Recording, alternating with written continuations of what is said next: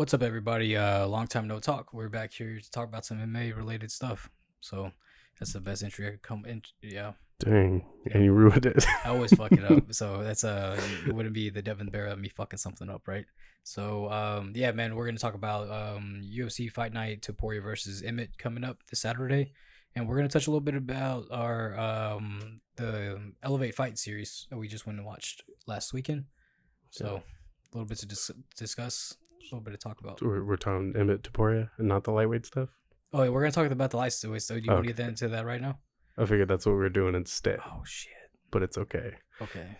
Topuria and Emmett are coming up. That's going to be a really exciting fight.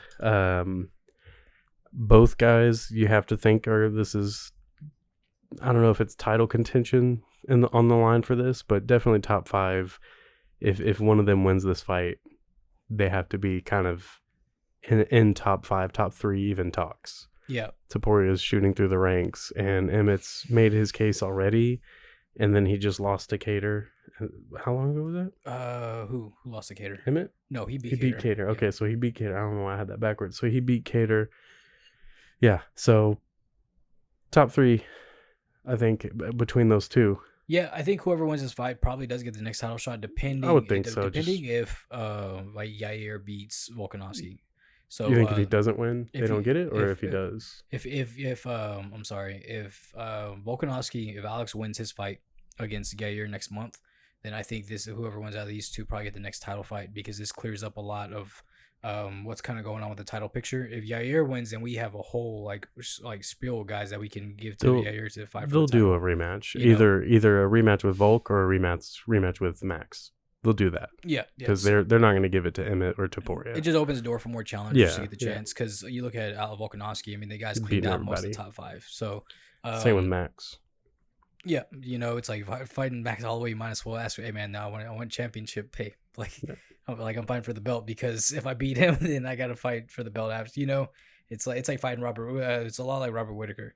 So you fight Robert Whittaker, it's like, okay, if I beat Robert Whittaker, technically I could be looked at as champ, but I'm not really the champ, because now I got to fight the fucking next boss, and I got to fight Adesanya. So yeah, man, it's a lot going on there. I'm excited for that fight though. I've been a fan of Topuria since the Ryan Hall fight.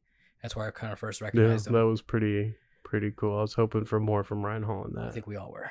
So Minari roll isn't just a fucking sushi roll, So it seems like it was. Yeah, so it was something. But yeah, man, they both got tons of power. Josh Emmett, been watching him for a long time now, since his knockout over Ricardo Lamas. For any of you longtime fans out there, who you'll probably know who Ricardo Lamas is. Yeah, I think Emmett's wrestling is good. I don't think it's as good as Topuria's. So I wouldn't be surprised if we see it go to the ground and Topuria take over. Yeah. On the feet, it gets interesting. I think Topuria is a little cleaner than Emmett, but Emmett, I don't even know if I can say Emmett hits harder. It's hard, right? Yeah. I think Ilya's overall a better fighter, but I think Josh Emmett is enough of a wild card to always be in the game. Yeah. I think what's his name? I say wild card in the sense of he can take over when at any point. Made me think of Charlie Day. I was like, wild card bitches. But yeah, man, like with what's his name? Josh Emmett, I think he has more raw power. But the way that Topuria like mixes his power in with his striking, I think he has a better boxing. Yeah, it comes down to technicality and all that shit. But I think Josh Emmett is. I'm a fan of his, but with this fight, it's kind of hard. But it's crazy to think that Ilya Topuria is being made fun of like a year ago with the Paddy Pimblett stuff, and now he's like this close to an inch away from fighting for the title. Well, one fight away, really. Yeah. And so I really don't know who to pick on that one, but I'm gonna go Josh Emmett just because of the experience level that he brings. I'm gonna go Topuria just because if it goes to the ground, I don't see Emmett being able to keep up with Topuria. Yeah, Topuria has a solid ground game. So also with the bodies, I think the body shots are something you have to look for, because Yair Rodriguez was eating up that body whenever he was fighting Josh Emmett, and Topuria doesn't just headhunt; he goes for all the body. Who did he knock out? He knocked out Jai Herbert in England. He went to the body and then to the head, which is a big deal because Jai Herbert's from England, so he knocked him out in his home crowd. But yeah. And then some other fights to look out for. I'm excited for the Amanda Hebos fight taking on Macy Barber. So Amanda Hebos needs that finish. If not, the judges are probably going to go Macy Barber. Yeah, she needs to start getting finishes again. It's been a while. I also think just because like there's fights that Macy Barber wins, and she's good. Don't get me Yeah, wrong. no, but no, like no. it's like. Yeah. Like, did you really win that fight? I don't think you won that fight. Like, and then you gotta go question if the judges are even watching the fight, or they're probably just on their phones, just like, oh shit, we know who Macy Barber is. Let's vote for her. So also, who else is? Oh, dude, can't forget Josh Van making his UFC debut on this card, and so that's something to look out for. Houston native, trains. I know for sure he trains with Aslan Boxing Gym, which is really cool. You know, I think he's out of Gracie Barra too. He out of Gracie Barra too? Yeah. So he's a really complete fighter though. Like, yeah, he's very entertaining. We've talked about his fights on here before. He's very good. He's taken on Bolkat Rachmanov. Yeah. Which I don't know his name. Zagos. Yeah. Bolkat Shavkat. Yeah. yeah, that's what I just said too. That's crazy. Anyway, yeah, no, he looks like Shavkat with a Bolkat image. Yeah. Yeah, that's going to be really exciting. Hopefully, strictly exciting for Josh Van. Yeah. Then Austin Lane, former Fury fighter. I think he's making his UFC debut as well. Is it his debut? He was on the Contender Series, right? Series, but I don't know if that counts as like a debut. Yeah. You know? And so the guy's done pretty good though. He is 12-3. I definitely would, if you like seeing knockouts, I would keep an eye on this one. He's taking on Justin Tafa. And these guys, Justin Tafa he fights like Mark Hunt, trains with Mark Hunt as well. But yeah, Austin Lane, he's got like he's 12-3. He has 11 finishes, 1 decision win. So it's something to look forward to, I think. You know. Yeah. So and Brendan Allen taking on Bruno Silva. I'm excited for that fight. I think that's the fight I'm most excited about. Yeah. Sorry, Josh Van. Sorry, but Bruno Silva, I'm a big fan of his. Didn't think I would be, but I am. He's very fun to watch. But Brendan Allen been holding it down for a long time, and it's nice to see him start putting his name out there again. So yeah, they both throw down. I think Brendan Allen has more to offer in the fight. Bruno Silva's striking is very fun, but his ground game's a little lackluster. His cardio's a little lackluster. Yeah. So I think Brendan Allen has more tools to win that fight, but I don't know. Yeah, so I think it's gonna be a fun one. You know more about Brendan Allen than I do. So, like, would you say that he has a pretty high pace for the weight class season? I don't know if I'd necessarily say a high pace. He has a pretty solid gas tank, so he can keep it at a better pace than Bruno Silva can. Yeah, because I know that he fought Sean Strickland, and he has a TKO loss to Sean Strickland, who also keeps a pretty high pace as well. But Bruno Silva, he's really fun in the first, but then after that, the second round comes, and it's like, okay, he's kind of slowing down. That when that third round happens, it's like, okay, you're exhausted. Yeah. And Brendan Allen's clinching, and his I don't know if he's specifically wrestling, but his grappling's pretty solid. Yeah, I forget where he trains out of. I don't remember. I don't know if I even ever knew. We talked about, because I know he's a Louisiana native. Oh, okay. So usually those Louisiana natives, when we see solid grappling, we just automatic. He's not a Louisiana native. I'm gonna shut up. Never mind. But yeah, so we see Louisiana native though. We're automatically gonna think you train with Tim Crater somehow. Yeah. Even though he's not, but yeah, it's all right. But yeah, that card's gonna be a pretty good fighters card. I think if you want a fun fight where we're most likely going to see some finishes, tune in this Saturday. Make sure to tune in for Josh Van's card or fight, because that's going to be really fun. Yeah, without a doubt, that's going to be very fun. But one of the things that we really want to talk about was the lightweight picture right now. Charles Oliveira just won his fight, and with him beating a top guy like Beneil Dariush, or at least a guy who is on an 8-fight winning streak, and that's a really big deal for that weight class, because that's very hard to do. Charles Oliveira beating him the way that he did, very solid striking. I think that puts him right back in there for a title shot. I really do, but I don't know if they'll give it to him. But the other side of this is, without Beneil being able to make a case now, then you have Michael Chandler and Conor McGregor. McGregor doing the Ultimate Fighter, and McGregor not being able to fight now officially because he never entered in his sample for USADA. Yeah. So who do you replace McGregor with so that Chandler still has an opponent, because they're not going to waste the whole season of Tough that's supposed to be the most exciting one and freaking who knows how long. So Right. they're good. They have to give him an opponent. And then who do they give him, though? The only one that makes sense to me is Beneil. I don't think they'll do it because they don't like Beneil. Yeah. But to me, that makes sense. Both guys are coming off of losses, but they're all the big names. You know, all their fights in recent history has been to big names. So it makes sense for them to win or to go and fight each other. And with a win, both of them get to say, you know, I'm still here. I'm not done. And they belong in the top 5. So I think that is the fight to make. Plus, you're going to get 2 really good wrestlers who are going to box each other. Yeah. I mean, I gotta with the fight though. I think when you first said Beneil, I was like, damn, why haven't I thought about that? That makes sense, you know. So with the fight, I don't know which episode we said it on, but I feel like we need to go back and figure that out. Just because I think I even told you is like I'm not getting excited for that fight until McGregor can clear a sample through USADA. Yeah. Because what's the point of all the hype? And this is kind of what we talked about. Like, yeah, the season's been fun. I like it.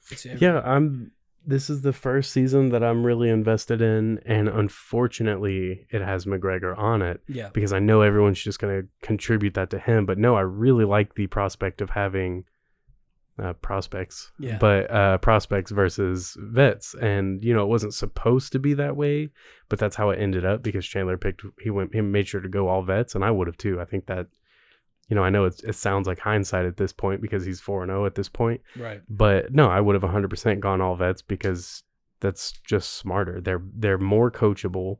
They are already a little set, and you know what to expect from them. You don't have that with the prospects as much. So I think it's just an easier job, and you're gonna have better clay to work with. Yeah, it's just I like the idea of it, bringing them in, because yeah, the Ultimate Fighter is a chance for one of these guys to fight in the UFC. We never really get to, in the past few guys who have won, it's like been, except for Brian Battle and Ricky Tercios, they're the only guys in recent memory for me that have been able to earn their contracts and do and continue winning. Yeah, like Holden Smith, right? You know, he was good, but he couldn't continue winning in the UFC. I really liked him too. So like, you know, Michael Chiesa, but I mean, this is like almost 10 years ago with these guys that were and that's what I was saying. It's been a long time since the season has been this fun. Yeah. And it's fun because of the fights. Yeah. We haven't seen very much of anything as far as like drama or, you know, the coaches haven't really gotten into any kind of issues yet. And, you know, apparently they're going to, but. Yeah. I bet you it's the last fucking episode. Dana White's making it sound like it's the whole season when it's really not. Which I don't need the drama, but when you make something a reality TV show and you stick a bunch of dudes in the house, that's what you're going to get. So it does make it more fun. And I think a good substitute for that is the freaking coaches challenges. I miss the coaches challenges, like the team challenges. The stupid, remember in Tough 1, they picked up Randy Couture and Chuck Liddell and the Lazy Boys on their shoulders, and they like ran them around the beach. Yeah, that was really stupid, but it was funny. It was dumb as fuck, but it was just like. And then they had to like drag the canoe through the desert. Yeah, the downside when you have to deal with fucking local TV is shit like that, you know. But it was fun. It made it fun when there wasn't anything going on. You at least had something to look forward to like that. But now it's just what was that one backstory for both fighters, which is cool. Yeah. But it's backstory, and then you get a fight that you hope is good, and then when it's not good, it's like I just sat there and watched, 20 minutes of these guys' lives. They tricked me into being emotionally invested into this shit. And then their fight wasn't good. So that's what we're used to, but now we're at least getting good fights. So I felt with that dude Petrosky whenever they dude, his freaking wrestling is so good. Yeah But it's not fun. Not at all. No, it's more just like he's freaking George Sotiropoulos, but on steroids. Yeah, and so if you don't know George Sotiropoulos, do not look up his highlights because there's not a bunch of them.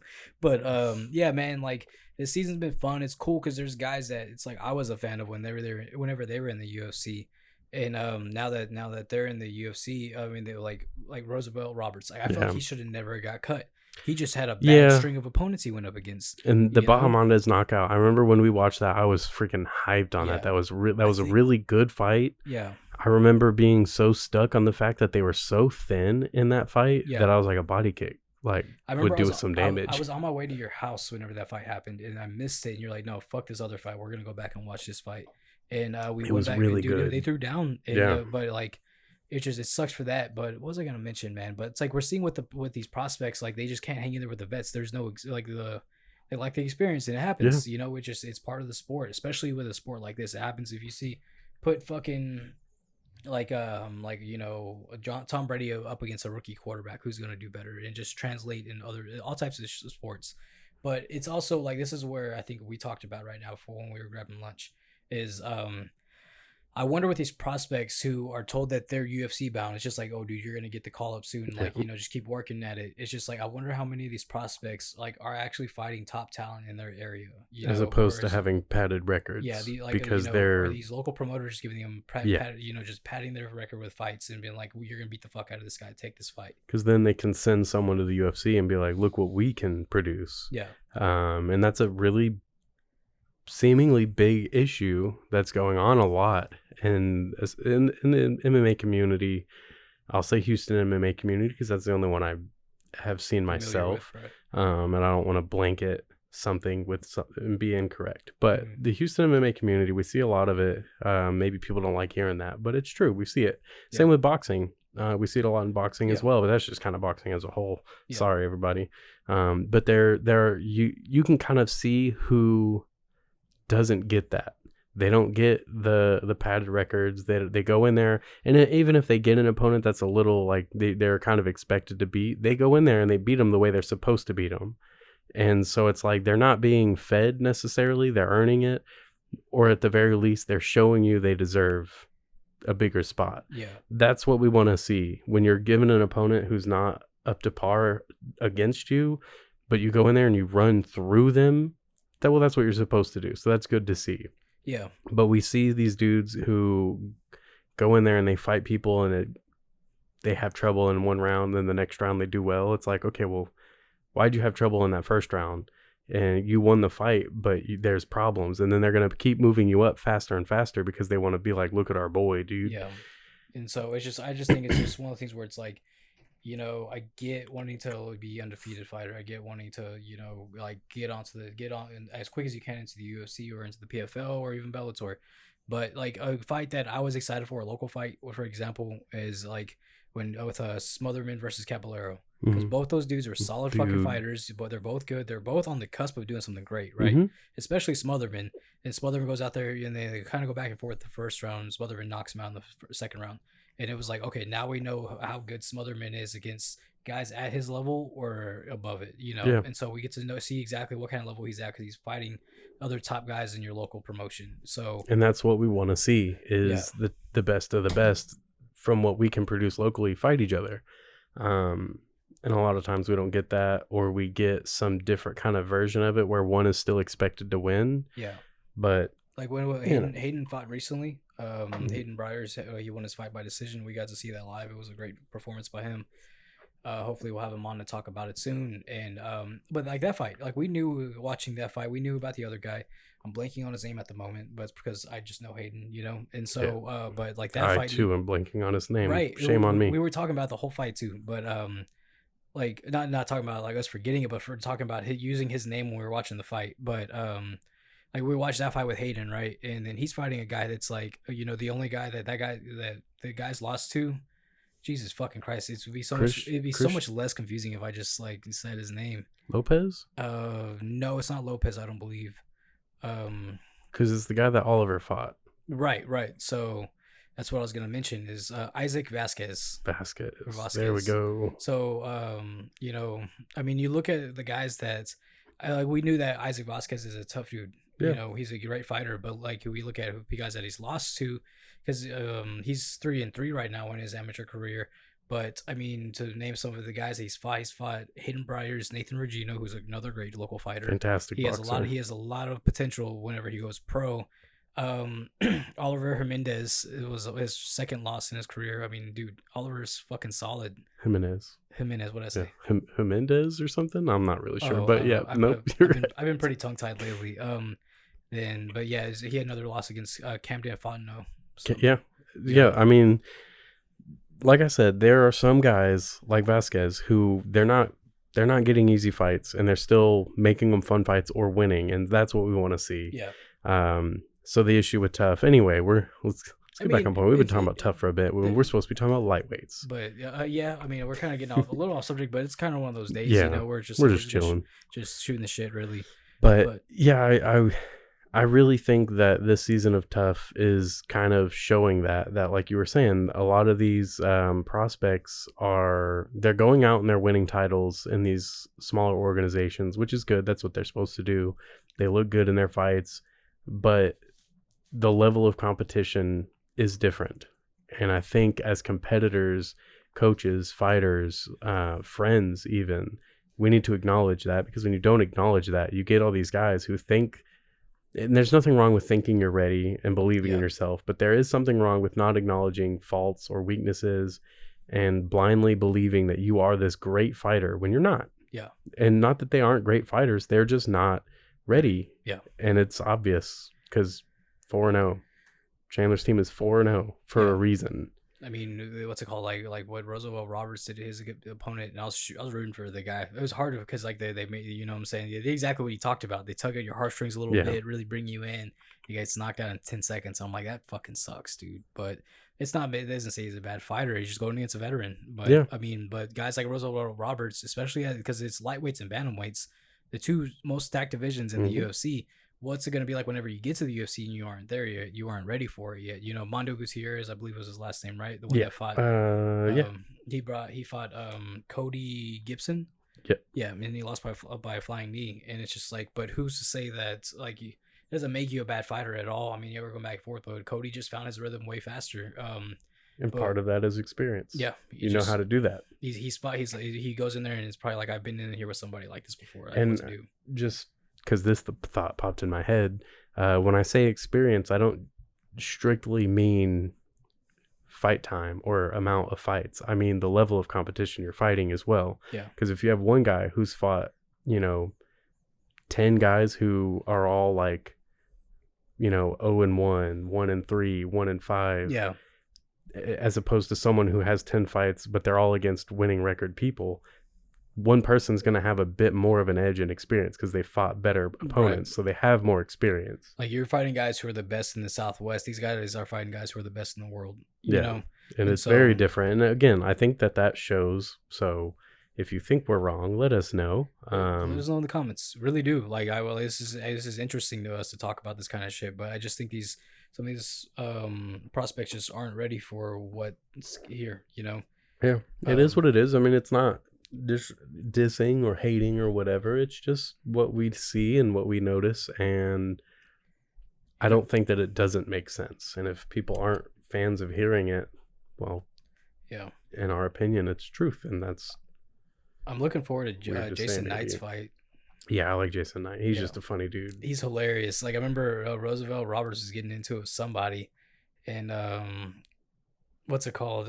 He's getting into it with somebody, and then Jason Knight just butts in out of nowhere, and then like Connor's down there talking to his guys while that one of them's cutting his hair. Oh, and he's just down there hanging out with them. It's like he doesn't give a fuck. He's like, I've been here before, guys. Like I'm gonna do what I want. But you remember when we first started doing this shit, we used to always be kind of like really cautious about certain things we would say. And now we're just kind of like, fuck it, we're just gonna share the opinion because why not? Yeah. But yeah. And so the lightweight picture is it's something else right now. Okay, so you take Michael Chandler because McGregor's not gonna. We don't know if he's coming back. Maybe this was just a easy money grab for him to promote his shit, promote his team, and we don't know if he's gonna make it back. If he doesn't make it back, then it's just like, well, fuck. There's that, But I feel bad for Michael Chandler out of all of this because you're hyped up for this big payday. Because everyone keeps saying like, oh man, like he'll just fight, within the top 5, this and that. Michael Chandler is 37 years old. Like, he's probably looking for that. He wants the payday. He either wants a huge payday or he wants a fight that's going to give him a title shot. Yeah. So you take away the payday. There's not a payday in any of the names like McGregor, unfortunately. Yeah. So you give him the next best thing, which is the fastest course back to a title shot. And to me, that's Beneil Dariush because he's not going to fight Charles Oliveira. That doesn't make sense. He's not going to fight Islam. That wouldn't make sense. That right make away. Even less sense. I would be surprised if they did it just to be like, hey man, sorry about the whole getting the money bag and just kind of flaunting it in your face and not giving it to you because he's not going to fight you anymore. Because there are rumors going around that Charles wants to fight. What's his name? Conor wants to fight McNuggets. Charles. Yeah. And I'm like, Jesus Christ, man, this dude just took 6 weeks away from his family just for you to be like, hey, yeah, he doesn't want to fight you anymore. Yeah, it's pretty sad. And again, I think Beneil makes the most sense. The only other person in the lightweight division that would be up for it is Dustin, and that was his last fight. So I don't think that should be made. Beneil also mentioned that they wouldn't give him the Dustin fight because they see. I mean, for Chandler. Oh yeah, okay, but yeah, it wouldn't make sense for him to fight Dustin again. Right. So this is what I was gonna say though, is like, so Beneil Dariush, whenever Oliveira pulled out the first time, said that, okay, well, like, give me a title shot because I'm next in line. He's hurt. There's nothing you can do about that. And the UFC said no because our number one contender, who we see as number one contender, is Dustin Poirier, but he has a fight booked against Justin, so the winner of those two is probably going to get the title shot. So completely take out Dustin and Justin, right? So completely rule them out. Well, I mean, I think it's time for Michael Chandler to see if he can keep his spot in the top 5. And And who do you do that with? The only other person who is kind of in or out of top 5, Beneil. No, Beneil's like number 2, dude. Well, yeah, but now that he's lost, he's moving down. Chandler's been moving down, so it's like one of them has to stay, one of them has to go. That's the way I kind of see it as far as being in the top 5. So if one of them wins and then they win their next fight, who's against someone at above the level that they are, title fight after that. Like I think with Beneil though, Dustin and Justin have all like kind of kept their spot in the top 5, right? Mm-hmm. So they show they should be in the top 5. So I think it's Chandler's turn to have to show they should be in the top 5 and fight Arman Sarukian. So, I mean, Beneil fought fucking number 7 Mateusz Gamrot. Dustin Poirier fought below him with Michael Chandler. So it's like, okay, we know that you're above him. And Justin fought Rafael Fiziev. So it's like, okay, these guys are fighting outside the top 5 to keep their top 5 position for a possible title shot. I think that might be the first time on this podcast that you ever made a compelling, well put together argument. Yeah, you're smiling. Because usually you're like, oh no, man, that's just how I feel. I just think that. It just makes sense to me. Yeah. But this time it made sense to you, and you said why, and it does make sense, Devin. Wow, everybody, just give a round of applause. Let's put in. I think I blacked out for like a sound bit there, maybe. I don't know, it just flew out. Like I don't like whatever I just. No, said, that actually that really makes a lot of sense. It's so yeah, no, because of you saying that in that way, I think now I'd be happy if they gave him Arman. Yeah. I'd be happy with Beneil. I think it does make. I more think sense, that fight would make more sense and be more entertaining. Yeah. I think Arman's not ready for Chandler. It's a hard one, man. Arman looks good every time he fights somebody. He does. Chandler is. It's a lot like Eddie Alvarez. When everybody was like hating on Eddie Alvarez, when it's like you realize what this guy has done and how long he's done it. Same with Chandler. Look at everything he's done and how long he's been doing it, and he has not missed a step. He is just as good as he ever was. Yeah. He's on another level. He is the level of the top 5 guy. So he does need to prove it. So I think fighting Arman would make sense. Yeah. Yeah. Good job. It's funny watch me make this point. I wish I was gonna bring the freaking ring light and film our episode today. I'm glad you didn't. It's freaking hot. It's hot as fuck. I feel like crap. But yeah, I was gonna bring it, but because like the entire time I was doing like giving my piece as to why I feel that way, you're just smiling like, okay, you finally did it. Because I don't know if we've done it on the show too much. I know we've done it a few times, but like I have such an issue. Like when we have a debate or when you want to make a point and then you have to prove your point, not you specifically, but anybody, I feel you have to actually make a list of points or at least one point that is compelling enough to show why you believe what you did and possibly convince someone otherwise. And you don't typically do that. Some things just are not meant to be said. Some things just shouldn't be meant to be joked about. But so McGregor, we don't know what the fuck's going on with that. Give Chandler something else because he's in the twilight of his career, I feel like, and he's putting on great fun fights. And keep the fan base, the general fan base that the UFC has helped him get. Keep that going. If you don't do that, this season of Ultimate Fighter ends right now. Yeah, in terms of viewership, because why would we keep watching? I wish it was live too, just so. I wish the Ultimate Fighter was still live, like they did with Dominic Cruz and Uriah Faber. Because I kind of liked that. We could see fucking Michael Chandler's like genuine reaction to realizing that this fucking fight's probably not going to happen. Yeah, because now we won't. We don't know what's going on. And he's anything we see is him in the past. He has no idea this isn't even going to come close to happening. Yeah, he's too fucking professional to fucking to just let it out, and he probably would have let it out now. Mhm. Boom, that viewership would have went from 2.5, and the cameras would have been like, all over it. Yeah, viewership would go from 2.5 to fucking probably 0.3, which is only 300,000 viewers. Not very good, but hey, it would have been something. But yeah, man. So that's the lightweight picture. I don't know with the next title shot though. We don't even know who's fighting next for the title. People keep saying they need to have Charles Oliveira fight for it, and I mean, I wouldn't be upset. That's all I'll say. Because how do you make an argument against it? Yeah, it's Charles Oliveira. But also, man, like what's fucked up is like Islam just openly said that he's been trying to get them to make him a fight this summer, but they're making him wait till October. Yeah, it's like they're doing for Abu Dhabi. For Abu Dhabi. Yeah, Abu Dhabi. And it's like what like your champion's trying to be active. Like we talked about this at lunch. It's just like if the dude wanted, if he fought one time, he fought Alexander Volkanovski. He could have fought in the summer and one in fall. Right there, if he would have defended the title, all three of those fights, he would have been tied for most lightweight title defenses. Right there, he would have been being argued about as who is the greatest lightweight of all time. Finally lived up to being Khabib 2.0. Yeah, and then all he would have to do was just fight one more time, which probably would have been February 2024, and it would have been like if he would have defended that, he would have the most defenses in lightweight history, which is a big deal because of how stacked it is. That's why it's not past 3. You know, it's always been that way with lightweight. Yeah, just crazy fucking busy, dude, and it's awesome. It's just such a fun weight class. But yeah, man. That's the lightweight picture. Let us know your thoughts on that. And now we're gonna talk about Elevate for a little bit. Elevate, we finally got to go to our first Elevate card, an event, and it was really, really fun. I had a good time watching those fights. Yeah. Every single fight was entertaining. Even the fights that weren't finishes, like some of those fights you would think would have been a finish, but we started the night off with a leg kick finish, which was pretty solid. That dude was ripping those kicks out. But yeah, there were a lot of gyms there, a lot of fighters there. It was really fun. We saw a lot of fighters from we saw some from ACS, Metro, Heritage. We saw a lot of stuff. It was really cool, and it was just, I think it's maybe a smaller promotion than Fury, so it's maybe that's why it's more fun, is because it's a bit more intimate, I guess. Everybody's kind of around each other talking, being more of a community than sitting at their own little thing, being sectioned off. But it was really cool. But the main thing that we're going to talk about is going to be our boy Brett Kelley winning his fight against Jacob Briand. The first round maybe didn't necessarily go Brett's way. He was getting cracked a couple times. Jacob's stand-up was just really unorthodox and like kind of out there, and what I saw from Brett was not what I would have wanted. Sorry, Brett.